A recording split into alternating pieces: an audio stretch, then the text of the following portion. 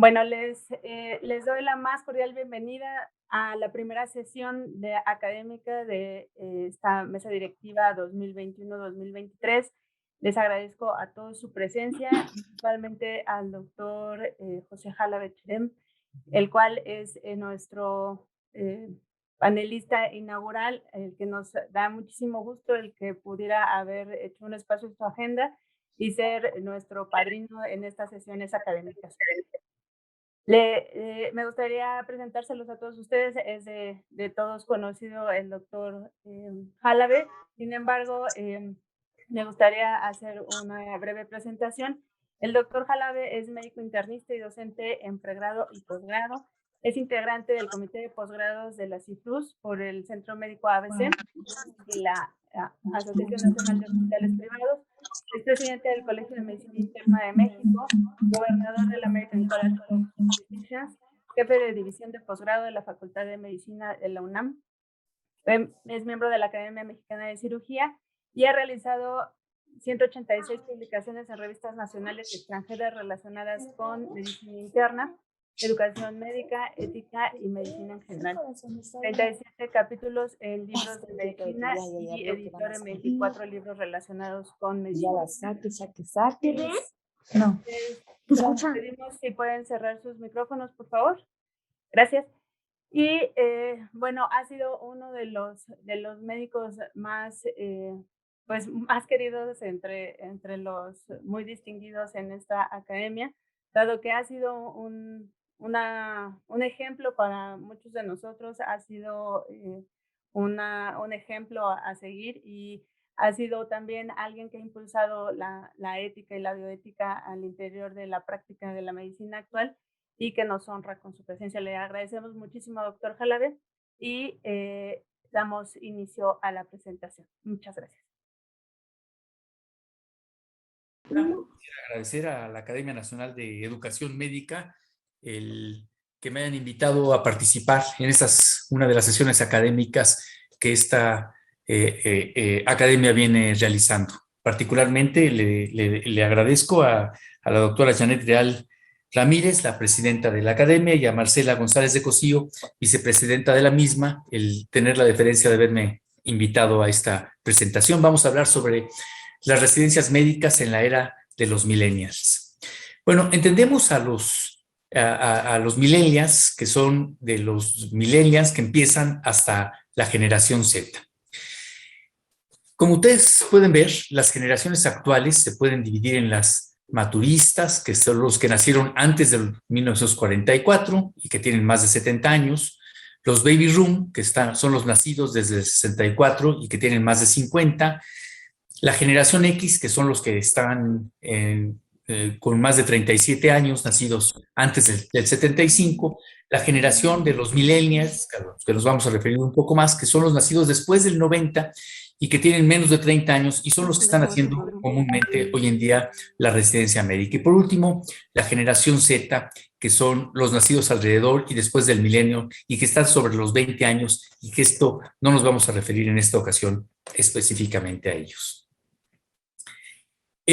Las características son que tienen primero los Y, los del 84 al 2000, que tienen un optimismo superficial, lo que les da una autoconfianza, que su entorno de crecimiento y prosperidad hasta la crisis del 2008, que tienen como prioridad la sinceridad uno con uno mismo, que trabajan en equipo, que son rebeldes ante la imposición si creen tener la razón, que se desencantan ante lo institucional, son más prácticos y provienen de tribus urbanas, familias no tradicionales.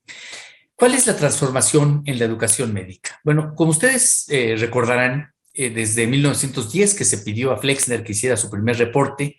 Después, en 68, hubo una gran revolución en el aprendizaje basado en los problemas, y luego en el 90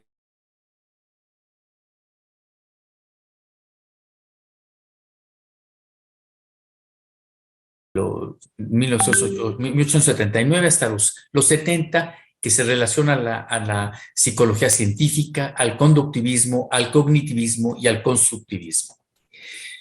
¿Cuáles son las principales características de del conductivismo, del cognitivismo y del constructivismo? En el primero, el aprendizaje es un cambio de conducta observable, es la relación que existe entre la respuesta y el estímulo que la provoca. En el segundo, la construcción del conocimiento supone varias acciones complejas como almacenar, reconocer, comprender, organizar y utilizar la información que se recibe a través de los sentidos. Y en el tercero, el conocimiento se construye a partir de las maneras del ser. Los espacios, en el primero es un auditorio grande, en el segundo es un ambiente simulado y en el tercero es un ambiente real, como si fuera ya prácticamente a trabajar. En los primeros dos, el grupo son cooperativos y en el último, que es el que vamos a hablar, es el colaborativo. El docente enseñanza, en el primero es instructor, en el segundo moderador y en el tercero es un entrenador y facilitador, que lo que importa es que aprenda. Y en el primero, el estudiante es pasivo-receptor, él aprende lo que le van diciendo. En el segundo es activo procesador, procesa este conocimiento. Y sin embargo, en el tercero es un activo constructor. La educación médica en la actualidad está basada tanto en simulación, en competencia y educación basada en evidencias, y no hay una frontera entre estas últimas tres. Esta educación basada en evidencias toma las decisiones con el fundamento de análisis del entorno, las realidades, las prácticas y las experiencias educativas, y es un proceso sistemático de reflexión y documentación sobre las estrategias metodológicas y recursos pedagógicos.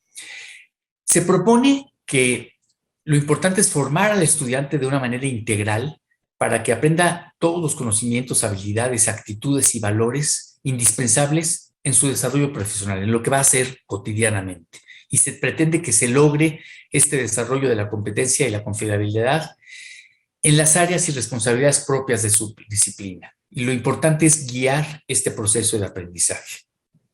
La asimilación virtual coadyuva a la combinación funcional y simultánea de la realidad con la virtualidad, representa los escenarios útiles para el aprendizaje y la práctica y comprende y asimila los procesos complejos, así como se intenta desarrollar las habilidades cognitivas y todos los procedimientos.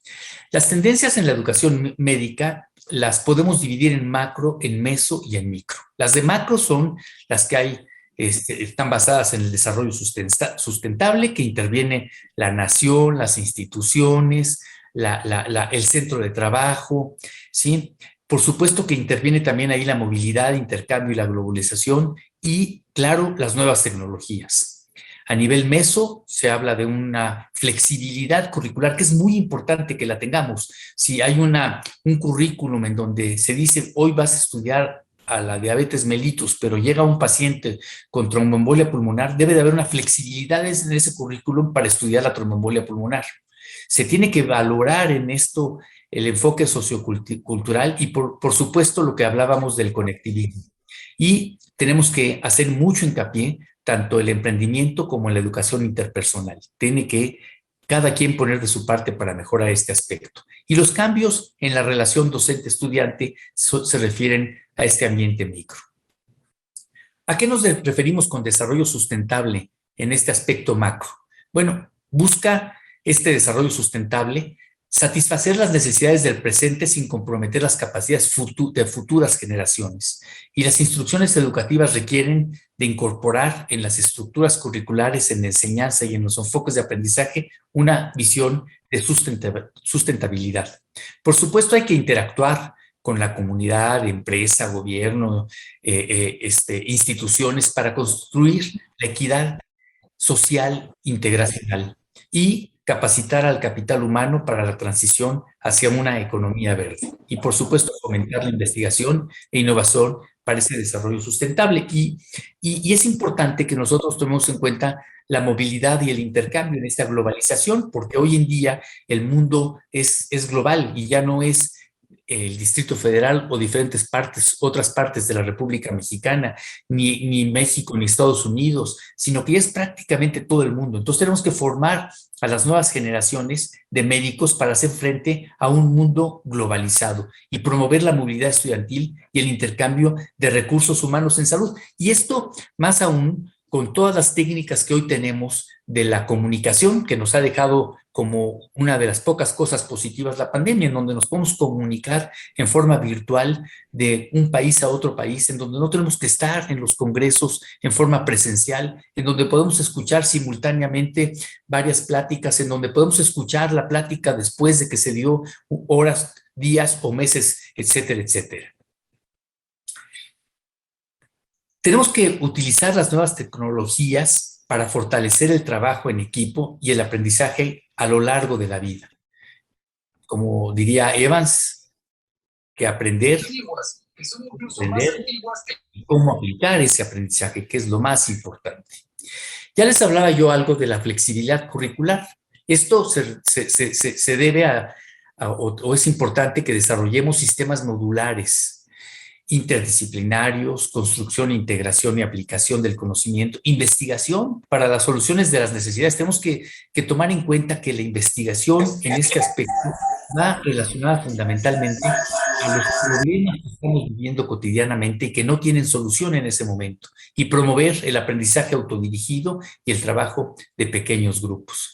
Y este enfoque sociocultural está, ya decía Whittaker, que tenemos que integrar enfoques socioculturales que incluyan métodos realistas y etnográficos en la evaluación de las competencias. En relación al conectivismo, que les platicaba al principio, las conexiones y las conectividades dentro de las redes conducen al aprendizaje. Tenemos que conectarnos con todas las redes que podamos tener en un momento determinado para tratar de aprender. Crear incubadoras por parte no solamente de las instituciones de salud, de las universidades, de las facultades en particular, sí, sino de los cursos en específico. Desarrollar programas que apoyen y promuevan a los estudiantes de creación de empresas con la finalidad de utilizar la tecnología para mejorar el tratamiento de una diversa gama de enfermedades. Y por supuesto, hablar de la educación interprofesional. Esta se fundamenta en estructuras curriculares de asistencia sanitaria y social basada en teorías psicosociales del aprendizaje.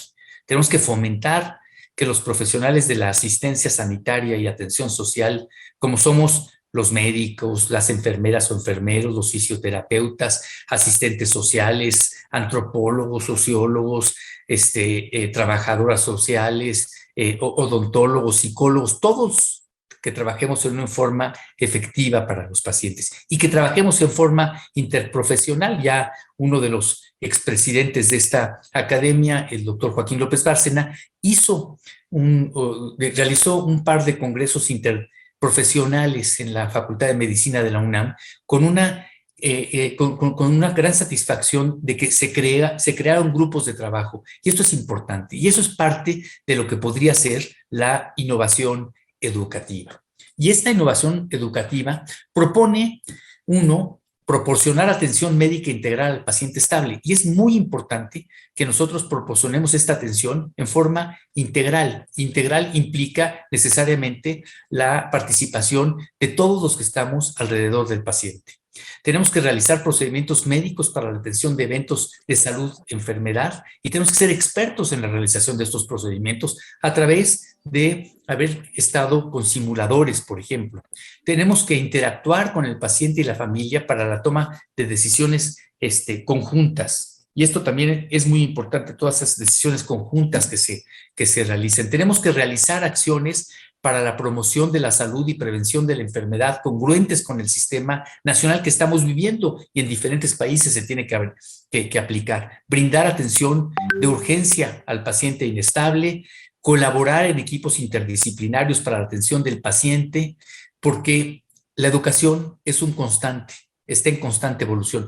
Déjenme decirles que los cambios científicos y tecnológicos en todas las áreas, pero principalmente en medicina, varían día a día. Antes se decía que cada 5 años se modificaban todos los conocimientos. Hoy yo les puedo decir que en unos cuantos meses se pueden modificar. Y esto nos lo enseña la práctica de todos los días, de todas las enfermedades, en los diagnósticos, en los pronósticos, en los tratamientos, en los problemas de salud pública, en los problemas epidemiológicos, en todo lo que hemos vivido, por ejemplo, hoy en día como ejemplo en la propia pandemia.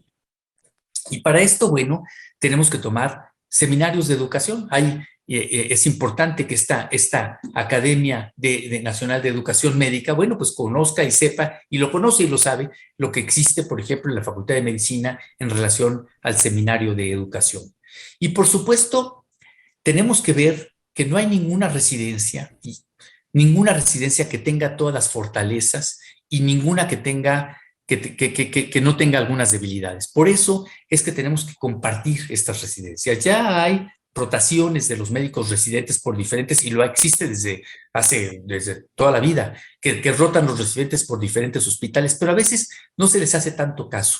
Hoy en día, una de las propuestas en la división de posgrado, cuando nosotros estábamos ahí, era hacer residencias compartidas, en donde los residentes que están en una residencia que tenga muchas fortalezas, pero le falte alguna especialidad o algún tema, pues que rote por ese otro, y así sucesivamente. Y esto puede ser no solamente en el Seguro Social, en hospitales privados, puse aquí como ejemplo el Grupo Ángeles, en la Secretaría de Salud, en el ISSSTE, etcétera, etcétera, sino prácticamente en cualquiera. Un ejemplo de lo que puede ser la tecnología, los avances tecnológicos, es pues para los cirujanos la cirugía robótica, que vino a cambiar totalmente la aplicación de la cirugía. Se colocan los insumos en el paciente y desde una computadora, con toda la calma del mundo, el cirujano puede ir realizando cada una de las acciones. Bien, vamos a referirnos ahora, y en esto estoy seguro que puede haber algunas gentes que no están totalmente de acuerdo con esta situación. Les voy a mostrar alguna situación, y se vale que no concordemos necesariamente y que podamos aplicar algunas otras, o que podamos comentar algunas otras situaciones. ¿Qué pasa con la educación clásica? La educación clásica, existen las clases, ¿sí? Tienes clase a las 7 de la mañana, te voy a hablar de diabetes mellitus, y vienes a la clase y estás. En la educación contemporánea, las clases ya no deben de existir. Son sesiones en donde yo les decía, en el constructivismo, deben de no ser el alumno el pasivo, sino el alumno y el profesor, ambos son activos. En la educación clásica existe la puntualidad. Si no llegas a las 7, no entras. Bueno, sabemos que existe muchísima situación en donde podemos no llegar, y a lo mejor llegamos a las 7:05 y no nos dejaban entrar. Recuerdo las clases de anatomía de hace muchísimos años, en donde llegabas un minuto tarde y no te dejaban entrar. Debe de haber cierta elasticidad. Debe de haber cierta elasticidad por el mundo en que hoy en día prácticamente vivimos. En la clásica debe haber un cumplimiento completito del programa. Y el profesor no le importa, dice: yo ya cumplí con el programa. ¿Aprendieron? No sé si aprendieron, pero yo ya cumplí con el programa. ¿Sí? Sin embargo, aquí debe haber flexibilidad. Yo les comentaba, bueno, si estamos viendo el módulo de diabetes, pero nos llega un paciente con infarto del miocardio, pues tenemos que aprender lo que es el infarto del miocardio, tenemos que enseñar lo que es el infarto del miocardio, aunque en ese momento no tengamos la posibilidad o no veamos la posibilidad de terminar con el módulo de diabetes. No importa que no lo terminemos. Les decía que en la educación clásica la puntualidad es lo más importante, y en la contemporánea no existe esta situación. En la clásica te dicen, entrando a tu hospital, hablo de hospital porque estamos hablando de los residentes médicos, en la clásica, entrando al hospital te olvidas de todos tus problemas, pero eso no es cierto, eso es algo utópico. Si tú tienes una problemática, no te puedes olvidar. Tenemos que ser flexibles y apoyar en un momento determinado al alumno que está más mal. De hecho, se promueve la competencia entre los compañeros y se aplasta al menos hábil en la clásica. Y en la contemporánea, siendo el objetivo el aprendizaje, debemos apoyarnos como grupo. Si alguien lo sabe de forma perfecta, decía un expresidente de esta academia, el doctor Lifshitz, a los que tenemos que dedicarle más es no a los brillantes, y a veces se dedica uno más a los brillantes, a los alumnos brillantes. No, tenemos que dedicarnos más a los que estén menos favorecidos en un momento determinado, los que no estén aprendiendo también. El que está brillante ni le hagas caso en dado caso. Él comentaba esto y cuánta razón tenía. En la evaluación clásica, los exámenes son escritos y en la contemporánea se presentan casos clínicos. Déjenme decirles algo que también estamos haciendo ahora aquí en el curso en el Hospital ABC. Nosotros estamos haciendo ya algunos exámenes en donde dejamos la pregunta del caso clínico particular, de un caso clínico de la vida real, al residente y le dejamos que se vaya a su casa y le dejamos que revise sus textos, que revise su bibliografía. Hoy en día es muy fácil revisar la bibliografía hasta en su propio teléfono, en su lap, en su tablet, etcétera, etcétera, y que nos venga con la respuesta, porque es como si estuviéramos viendo a un paciente en particular. Cuando a nosotros nos llega un paciente al consultorio, nosotros vemos, analizamos al paciente y a veces no le damos la respuesta en ese momento y le pedimos algunos exámenes clínicos o para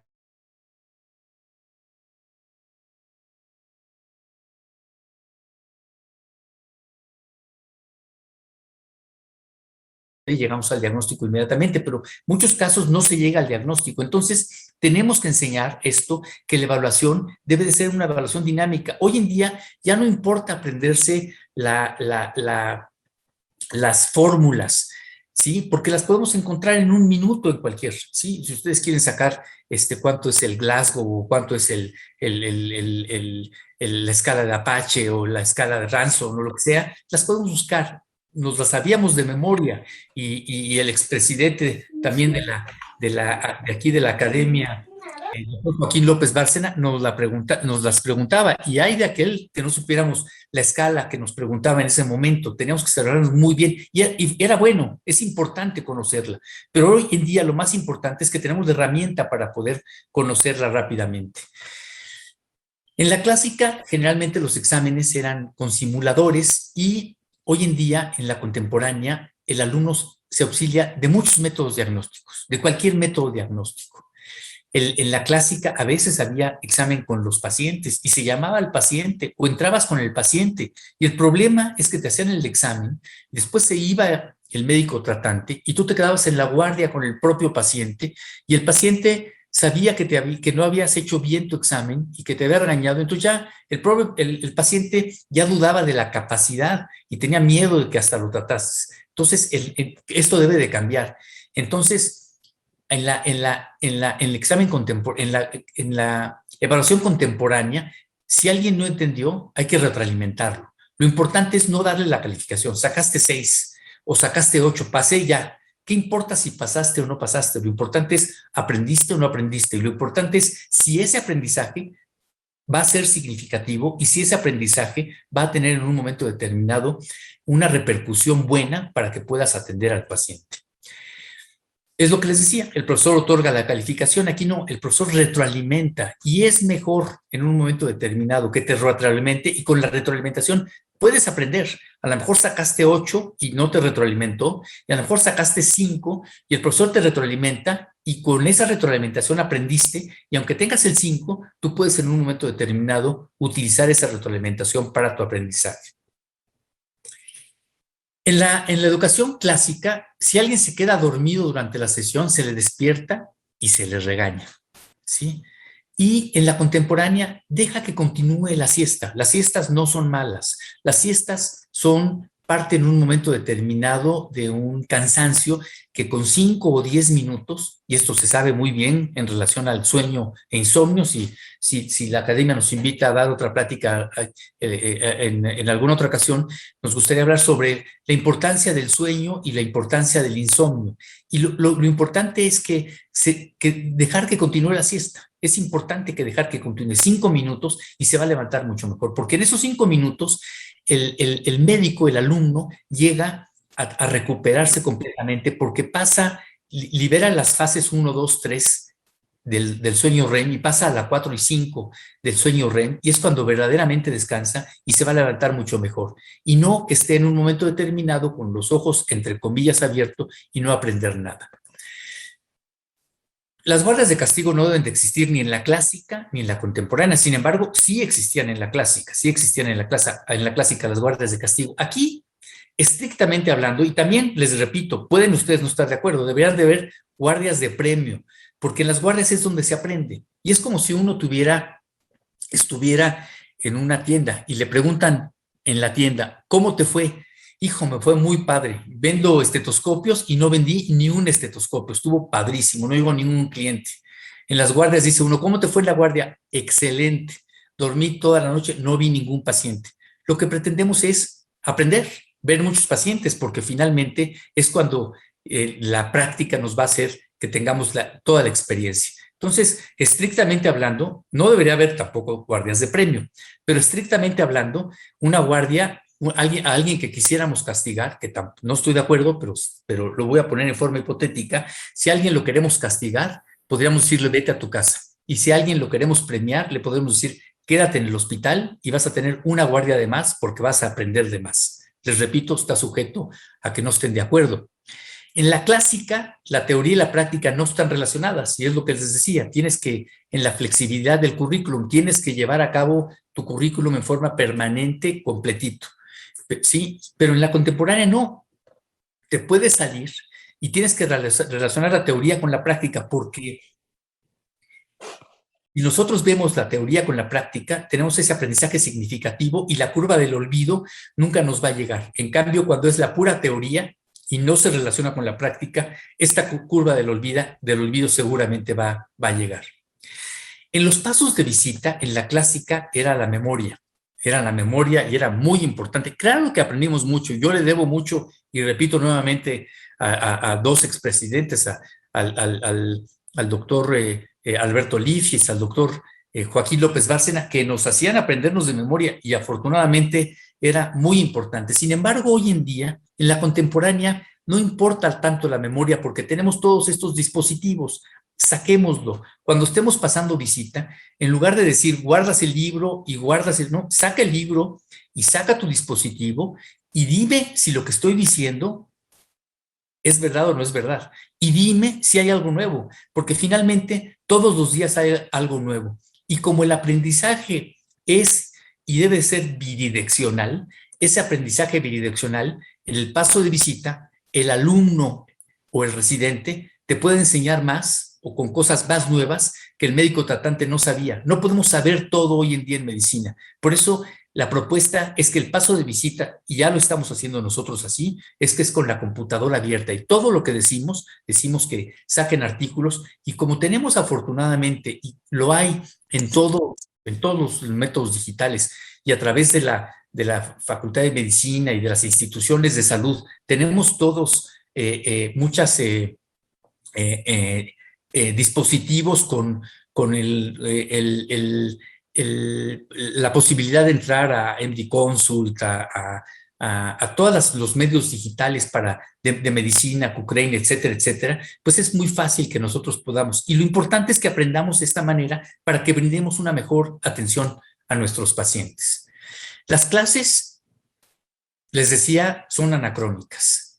Y esto es algo importante también, que lo aprendí de mis maestros, que decían, híjole, entré a la clase, qué bárbaro, qué buen maestro, ¿cómo sabe? ¿Aprendiste? No, pero el maestro es un genio, es un privilegio haber estado en su clase. A veces en los congresos, cuando invitan a un gurú del tema o a un premio Nobel, etcétera, etcétera, dicen, qué bárbaro, estuve en la clase de ese premio Nobel de medicina. No aprendí, pero qué bárbaro, qué bueno. No importa eso. Lo importante es aprender. Y lo importante es que los maestros estemos atentos para decir, ¿aprendiste o no aprendiste? Por eso es que nosotros, cuando a alguien se le hace un poco tarde, en la sesión de las 7 de la mañana que estamos dando casi todos los días, llega el residente o alumno a las 7:05, le resumimos lo que pasó en estos 5 minutos para que se ponga al corriente. Lo importante es también trabajar en equipo y enseñar a que hay que trabajar todos los días en equipo, porque el objetivo de la enseñanza es el aprendizaje.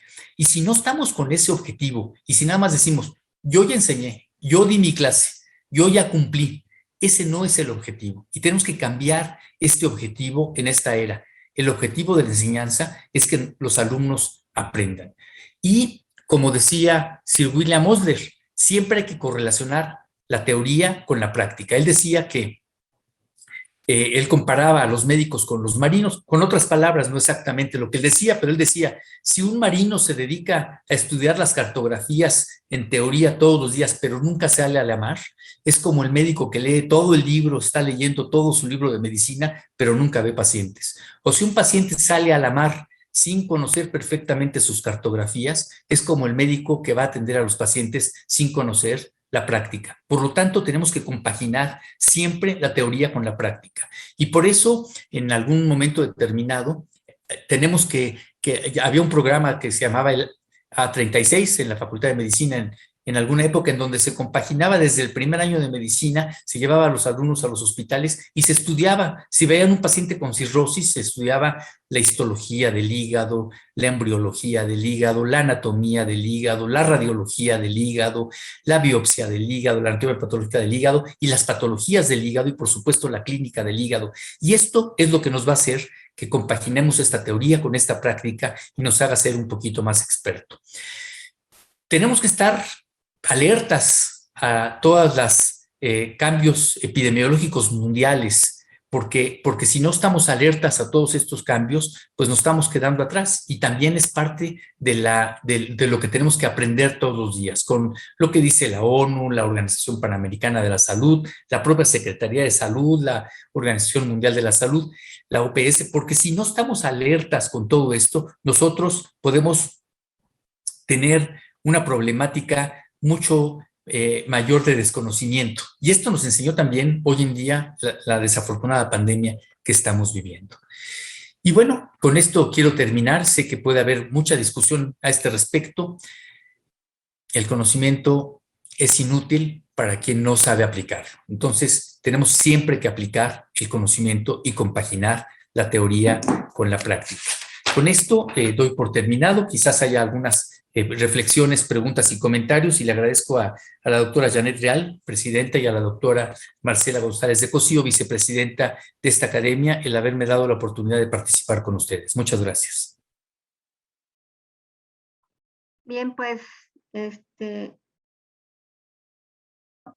agradecemos mucho al doctor Jalabe, como ya mencionaba Janet, el habernos dado este tiempo y esta charla tan interesante.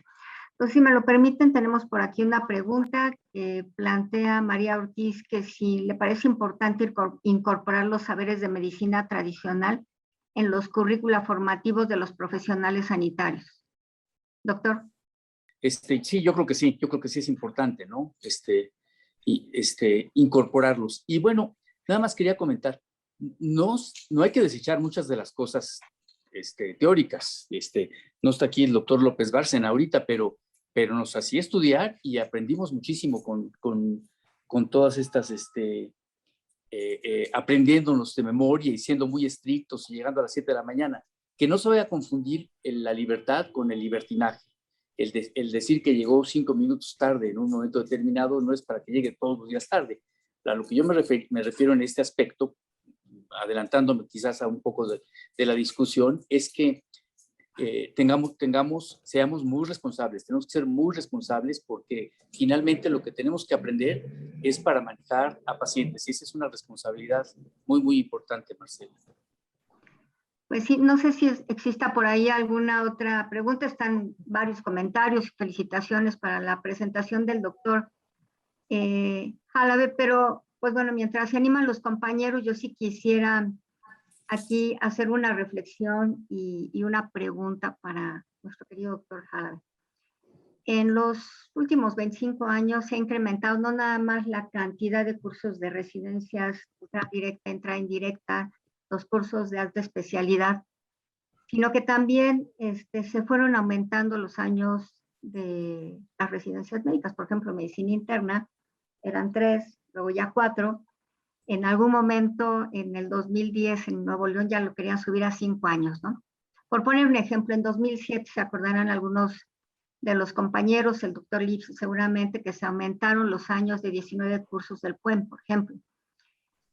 Aquí el planteamiento es con las nuevas tecnologías educativas y el enfoque de competencias, pero ya basado en la atención a la personalidad de estas nuevas generaciones, doctor Jalabe. podríamos ir pensando en acortar estos tiempos de formación de los residentes, que sin dejar de lado toda la parte deontológica, ética, bioética, humanista, se puedan formar basados en resolver retos y dar mejores resultados, insisto, en menos tiempo? Miren, yo creo que el tiempo hoy en día, y todos aquí seguramente estarán ahí sí de acuerdo, es que para hacer voy a hablar de la medicina interna en particular, que es lo que yo, que es lo que yo conozco, y a lo mejor me gustaría oír la opinión del doctor Lifshitz o del doctor López Bárcena, que ya me contestó por ahí que sí está, pero el tiempo finalmente pues es un poco subjetivo y es un poco irreal, porque tenemos que seguir estudiando de por vida. Lo que aprendimos en la residencia prácticamente ya cambió todo. Antes se decía que cada 5 años cambiaban los conocimientos. Hoy pues es día a día. Entonces tenemos que seguir estudiando todos los días. Entonces sí sería un punto de reflexión. No sabría qué contestar, si habría que disminuir o aumentar. Yo la dejaría ahorita en 4 años. Los residentes, yo quería hacer una propuesta, incluso he hecho esta propuesta desde algunos foros en donde la mejor manera para que mejorásemos la calidad de la medicina en todo el país es que todos los residentes rotaran cuando menos un mes de todas las especialidades con todos los médicos familiares. Sería una manera de tener una educación continua para los médicos familiares de todas las especialidades, un mes, los R4. Estoy seguro que sería un gran estímulo para la medicina y para la atención primaria de la salud, que es uno de los lineamientos gubernamentales al que se le está dando hoy en día toda esta situación de prioridad. Entonces yo creo que no sé no sabría qué contestar, si disminuir. Yo creo que ahorita los 4 años está bien. En estos 4 años hay instituciones que los mandan 6 meses al pueblo, otras 4 y otros 3, en general 4, y el Seguro Social 6 meses, en donde verdaderamente ahí sí salvan vidas, ahí sí van los residentes y sí salvan vidas. Estas rotaciones que se empezó a llamar Coplamar y después ha tenido muchos cambios en este aspecto, ¿no? Entonces a lo mejor escuchar al doctor Lifshitz y al doctor López Bárcena en relación a esta situación. Doctor Lifshitz. Sí, con mucho gusto. Saludo a todos los asistentes, particularmente al doctor Halave, que escuché con mucho interés su plática. Cuando se discutió si había que aumentar los años de las residencias, uno de los argumentos que se usaron, que hoy me parece artificioso, es que el cuerpo de conocimiento se ha ido incrementando notablemente, entonces que ya no alcanzan los años planeados para abarcar toda la especialidad. Si ese fuera el argumento fundamental, las residencias acabarían durando 20 años, porque pues los conocimientos cada día van incrementándose más. Y luego todos los requisitos previos a la especialidad, yo recuerdo que en geriatría había que terminar los 4 años de medicina interna y luego echarse todos los años de geriatría y acababan en edad geriátrica los especialistas. Más bien la discusión o la argumentación, creo yo, tiene que ver qué es lo que hay que abarcar en esos años de residencia. Por supuesto que no toda la especialidad, esa no se aprende ni en toda la vida profesional. ¿Qué es lo que hay que abarcar en esos años de residencia y en cuánto tiempo se puede lograr abarcar eso? Entonces creo que más bien el planteamiento debe ser en términos de los objetivos educativos o las competencias que se quieren lograr. Hasta ahí. Muchas gracias, doctor. No sé si el doctor López Bárcena quiera comentar al respecto o nos vamos con otras preguntas. Joaquín. Sí, cómo no. Bueno, primero saludar al doctor Halave y al doctor Lifshitz, ¿cómo están? Y saludo a todos ustedes también. que los veo muy interesados en esta excelente presentación que hizo el doctor Jalabe. Respondiendo a la pregunta concreta, mira, a lo mejor no tanto disminuir la duración de las residencias, porque efectivamente lo primero que tendría que hacerse, como dice el doctor Lifshitz, pues es un análisis de efectivamente qué es lo que se tiene que aprender durante el periodo de especialización, y en el entendido que durante toda la vida va uno a seguir aprendiendo, y sobre eso señalar los tiempos. Pero hay algo que de manera más pragmática se podría hacer, que es revisar este asunto de las especialidades de entrada directa. Yo creo que ahí se puede ahorrar tiempos. Es decir, que estos plazos, como ya se mencionó en el caso de geriatría, pues era absurdo que hacer 4 años de medicina interna y luego la geriatría. Efectivamente, los geriatras terminaban de la misma edad de sus pacientes. Entonces, lo que hay que hacer es tal vez quitar estas especialidades, hacerlas de entrada directa, como se hizo con geriatría, como se hizo con neumología, como se ha hecho con otras, y yo creo que eso puede acortar tiempos. Por lo pronto sería una medida relativamente al alcance de hacerlo en la inmediatez y que puede resultar beneficioso en ese sentido. Ya en cuanto a cortar tiempos en general de toda la formación médica, pues yo me iría más sobre el área formativa en la licenciatura. Yo creo que ahí se puede acortar por lo menos un año, se puede reducir sin ningún problema. Obviamente pues tenemos el servicio social por una situación constitucional, pero también se le puede dar otro giro, se le puede dar un mejor aprovechamiento. Pero en fin, son ideas sueltas que habría que darles una pues formación más estructurada. Muchas gracias, doctor López Bárcena. Y pues bueno, estuve en el terreno precisamente de cómo tiene que evolucionar la educación médica en las residencias, pues con todas las características que nos planteó el doctor Jalabe de los estudiantes de las nuevas generaciones y obviamente lo que esto impacta en los docentes y pues obviamente en el sistema de salud. Muchas gracias a los tres y aquí hay una felicitación para más para el doctor Jalabe y un planteamiento que cierra preguntando, ¿existe de parte de la UNAM alguna instancia para regular las conductas inadecuadas de los residentes? Y aquí plantea una situación de falta de respeto, de difamación. Bueno, sí, claro que existe. En realidad, lo que se califica en cualquier residencia son las 3 grandes áreas: el área cognitiva, el área afectiva y el área de destrezas. Y en el área, y en el área de afectiva, pues aunque tenga 10 en el área cognitiva y 10 en el área de destrezas, si el residente no cumple, puede estar o se puede dar de baja, por supuesto. Es parte de la calificación global que hace tanto la institución como la propia universidad a que esté afiliada a esa institución. Muchas gracias, doctor. También la doctora Carmen Zavala pregunta que en esta visión contemporánea, ¿qué lugar le da a los exámenes de altas consecuencias? No sé si te refieres, Carmen, al examen profesional de las residencias o... Pues en general creo que tenemos que, no sé, como que ir cambiando la visión de estos exámenes de altas consecuencias que finalmente tienen algunos propósitos que son propósitos importantes, pero que por el otro lado, pues también causan estrés y causan otra serie de consecuencias, bueno, de altas consecuencias en los que los aplican. Entonces, no sé, en esta parte contemporánea de la evaluación en la que se habla mucho de evaluación formativa, de realimentación, pues cómo modificar o qué papel les vamos a dar ahora a estos exámenes de altas consecuencias.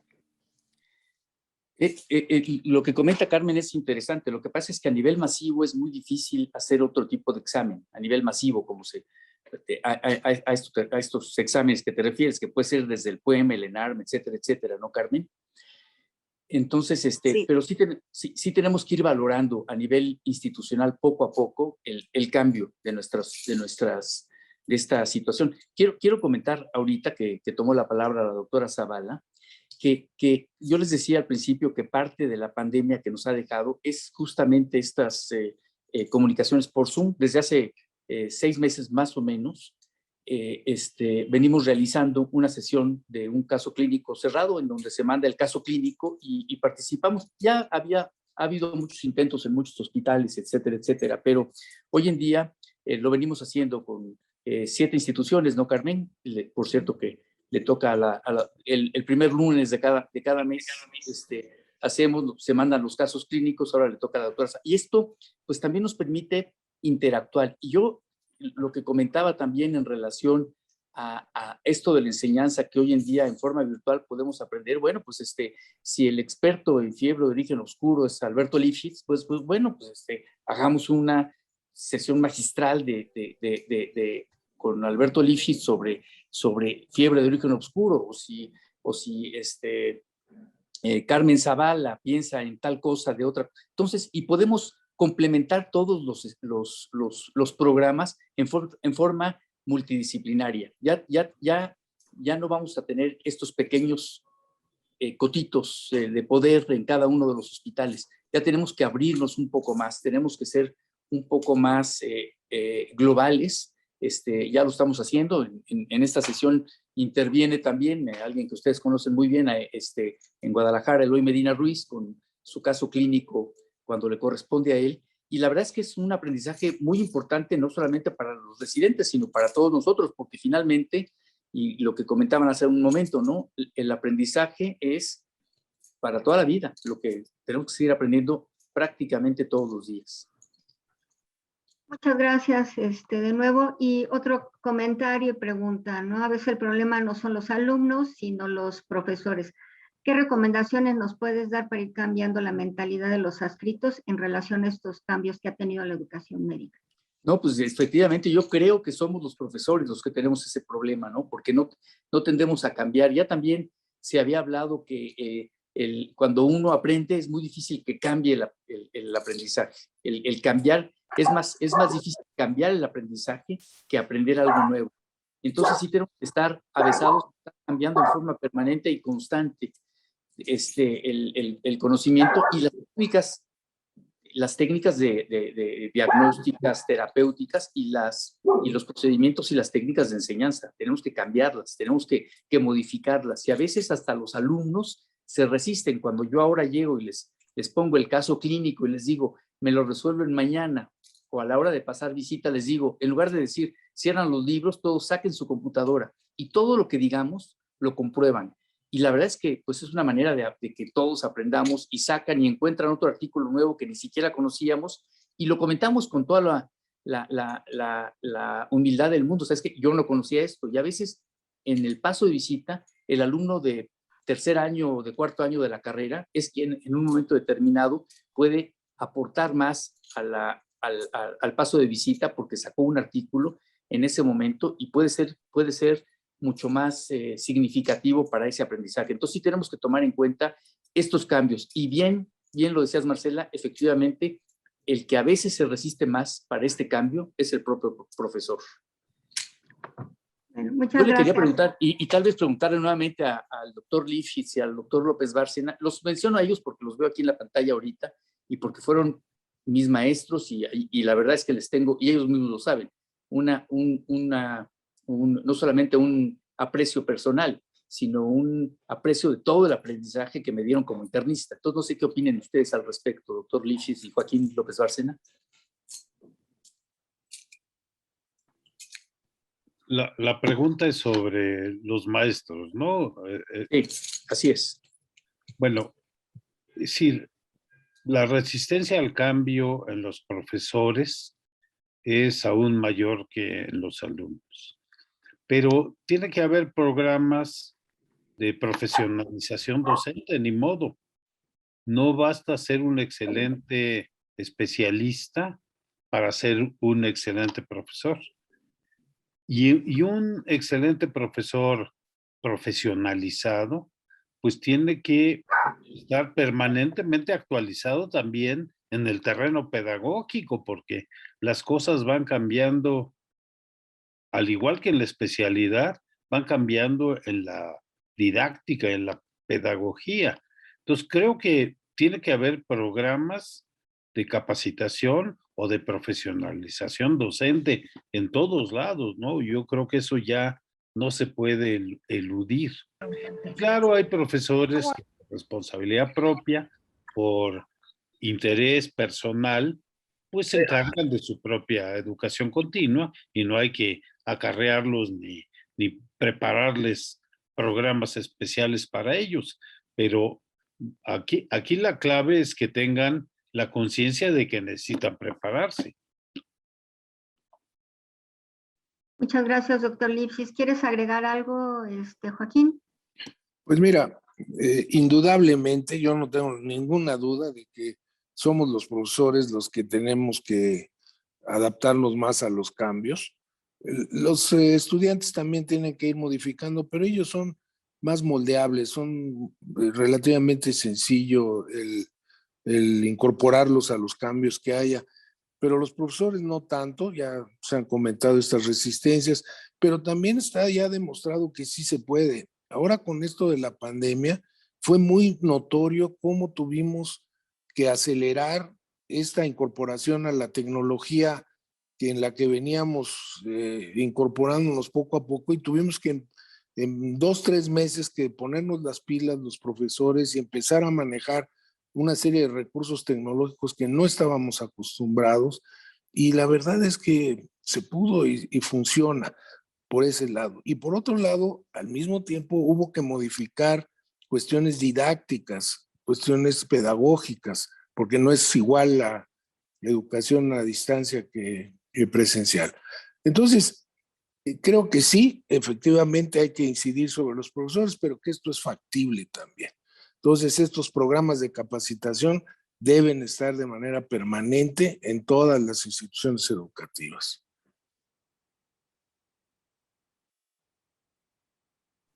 Muchas gracias, Joaquín. Y pues bueno, pasamos a otra pregunta. Muchas gracias a todos.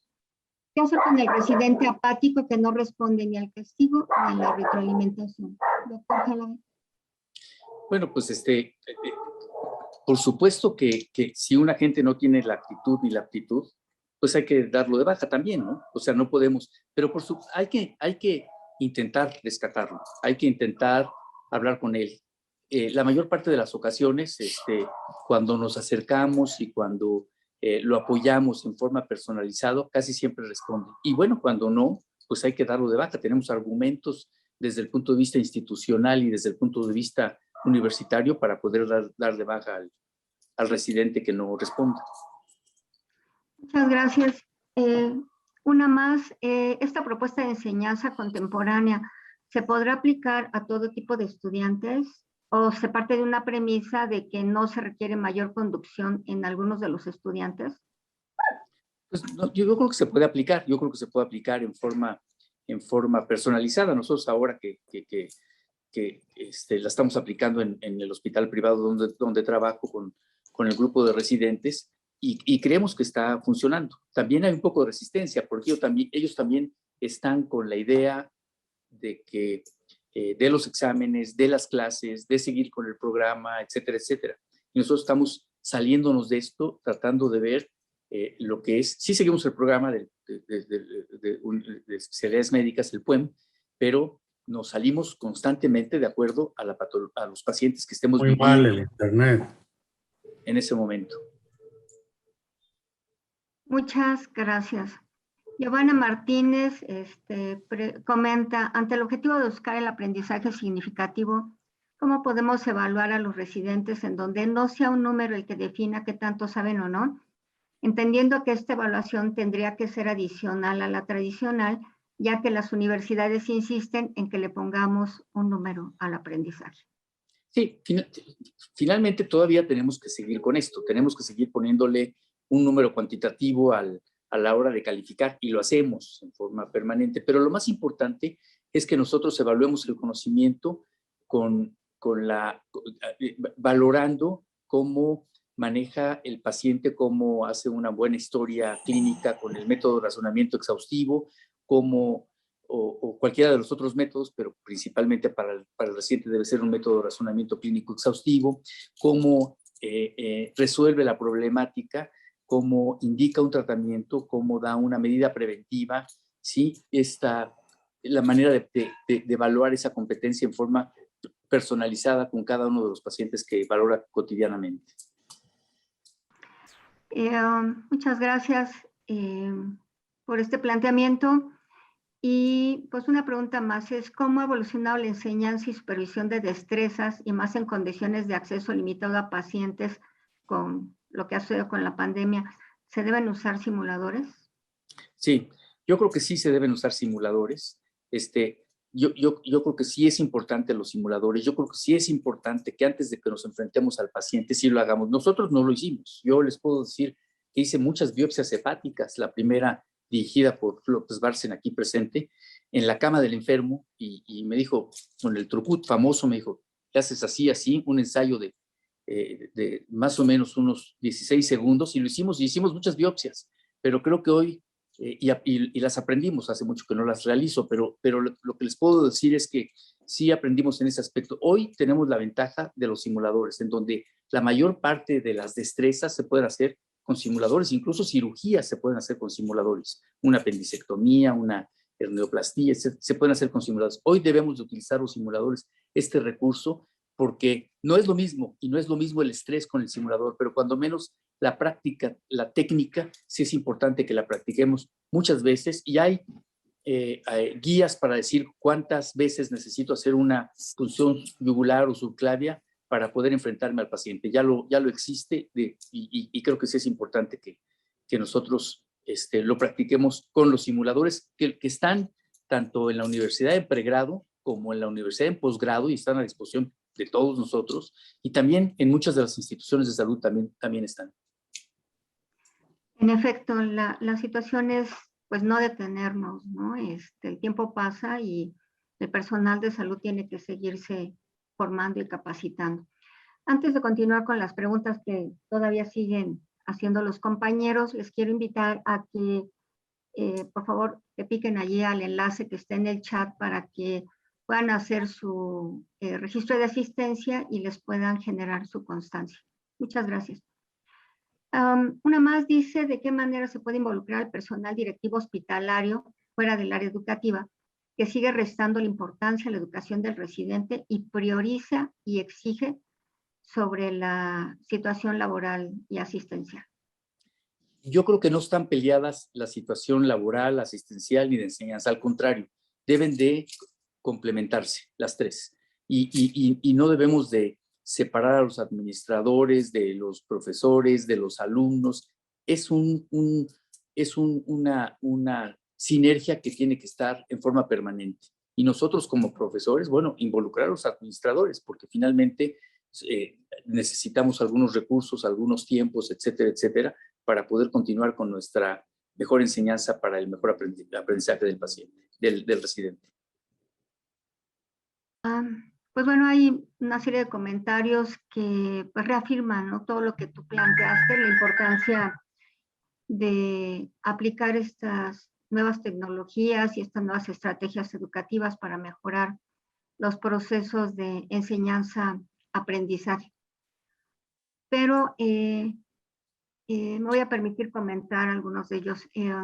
Se deben dar cursos que promuevan la profesionalización y actualización docente, que ya mencionaba el doctor Lipschitz, en el marco de los perfiles de la competencia y el paradigma constructivista, ya que proporcionan estrategias que mejoran y actualizan la enseñanza de los profesores y favorecen el aprendizaje significativo, colaborativo y autorregulado de los alumnos. Y pues bueno, también se plantea que los docentes médicos se quejaban de que sus jefes no les permitían mucho dar las clases o participar en las diferentes actividades de docencia. Pregunta la doctora Uribe, ¿qué se hace ahora? Bueno, depende de cada institución, pero yo creo que así como tenemos este cambio de diálogo con los alumnos y este cambio de paradigma, también tenemos que involucrar y acercarnos a las autoridades administrativas de todos los hospitales y explicarles esta situación en general. Y yo creo que se puede entender. Yo creo que la mayor parte de los hospitales universitarios, no sé si me equivoco, no conozco todos, pero la mayor parte de los hospitales en donde hay cursos de residencias, les puedo decir que sí hay una disponibilidad de las autoridades para dar el apoyo suficiente tanto a los profesores como a los propios residentes. ¿Qué cambios sugieres, Pepe, en la enseñanza de las humanidades en la medicina? Yo creo que la ética, la bioética, trabajo social, la sociología, van implícitos en el manejo específico de cada paciente. Ya alguno de mis maestros nos decía en alguna ocasión, es que no importa el curso de las 2 semanas de bioética o el puente dice, tomaste la bioética, en cada paciente que nosotros estemos tratando, tenemos que ver todo el profesionalismo, y ese profesionalismo incluye un conjunto global de acciones médicas, educativas, humanistas, ética, bioética, etcétera, etcétera. Entonces creo que debe de ser en el manejo cotidiano de los pacientes la implementación de todo este humanismo que comentas, Marcela. Pues tengo más comentarios reforzando lo que has comentado, así como también los planteamientos del doctor Lipschitz y del doctor López Bárcena. Sin duda, esto que nos acabas de presentar de qué es lo que está sucediendo ahora sí que a nivel global, a nivel mundial, con estas nuevas generaciones y su impacto en la educación médica, tanto de pregrado como en las residencias médicas, es un tema que nos va a dar mucha tela para cortar, porque obviamente el impacto es en todos los ámbitos, en todas las canchas. Así es que, pues de veras, muchísimas gracias a todos por su participación y les cedo la palabra a nuestra presidente de la Acanemed, Janet. Muchísimas gracias, Marce, por esta excelente moderación. Le agradezco mucho al doctor Jalabe todos sus comentarios y sus reflexiones, al doctor Lipschitz y al doctor Joaquín López Bárcenas por haber sumado a la discusión. Y me da mucho gusto el hecho de que tenemos a tantos docentes interesados en esta sala, que también han sido parte importante en todo el desarrollo de la formación de profesionales de la salud. Les agradezco su interés. También les hago una atenta invitación a todos ustedes a que puedan afiliarse a la Academia Nacional de Educación Médica. Estamos planteando un plan de trabajo muy ambicioso, el que esperamos presentarles muy pronto para que se sumen a este gran esfuerzo. Y parte de lo que han consolidado el doctor Jalabe, el doctor Lipschitz y muchos de los profesores que tienen mucha más experiencia y tiempo en este camino de la docencia, que nosotros como asociación podamos contribuir en esta gran tarea, y que justo como lo comentó, es un reto que tenemos enfrente. La pandemia nos ha dado una nueva oportunidad de plantear las cosas, y esta es nuestra oportunidad para hacerlo. Entonces les agradecemos mucho el que puedan sumarse a esta afiliación a la academia, y los esperamos el próximo mes en la siguiente sesión académica, que les daremos a conocer en breve en sus correos electrónicos y por los medios de la página de la academia. Muchísimas gracias y buenas tardes.